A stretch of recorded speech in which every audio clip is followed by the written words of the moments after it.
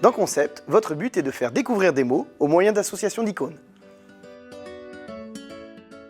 La boîte contient un plateau d'icônes universelles, 5 séries de pions dont une série verte avec un pion concept principal et 10 cubes, et 4 séries de couleurs différentes avec un pion sous-concept et 8 cubes.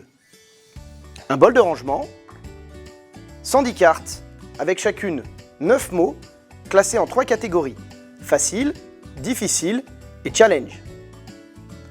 Des pions de points de victoire, simple et double, 4 aides de jeu et une règle de jeu. Les aides de jeu présentent une signification non exhaustive des icônes universelles. N'hésitez pas à les consulter pour découvrir toute leur richesse. Placez le plateau d'icônes au centre de la table. Formez une pioche avec les cartes concept et un tas avec les jetons de points de victoire. Placez les pions et les cubes dans le bol de rangement. C'est avec eux que vous ferez deviner les mots aux autres joueurs. Maintenant, désignez 2 joueurs voisins de table de préférence pour former la première équipe.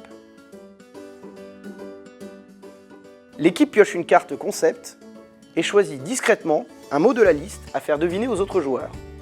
Pour vos premières parties, je vous conseille les mots faciles. Attention, les mots challenge requièrent une maîtrise du jeu de la part de tous les joueurs. Le pion concept principal est le premier à être posé. Il désigne le mot à faire deviner. En posant des cubes verts, vous apportez des précisions au concept principal.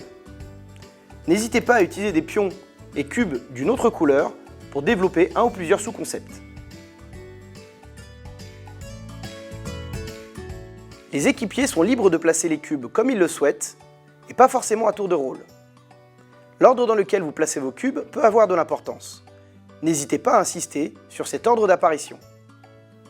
Les équipiers sont libres d'utiliser autant de pions ou de cubes qu'ils le souhaitent. Il n'y a pas de limite ou de pénalité au nombre utilisé. Veillez toutefois à ne pas trop embrouiller les autres joueurs.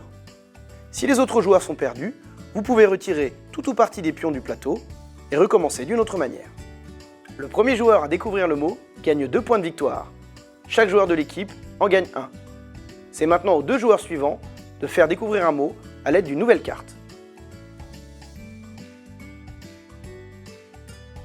Il est conseillé aux équipiers de se concerter discrètement. Ils n'ont en effet pas forcément les mêmes idées. Les autres joueurs peuvent proposer autant de réponses qu'ils le souhaitent. Les équipiers peuvent répondre oui quand une bonne réponse ou une piste de réflexion est donnée. Mais ils n'ont pas le droit de communiquer directement avec les autres joueurs. Après un certain temps, si le mot n'est toujours pas deviné, vous pouvez demander de l'aide à un 3e joueur. Si malgré tout le mot n'est pas trouvé, on l'abandonne et personne ne marque de points à ce tour.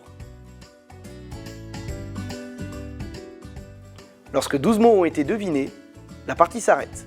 Celui ou ceux qui ont marqué le plus de points remportent la partie.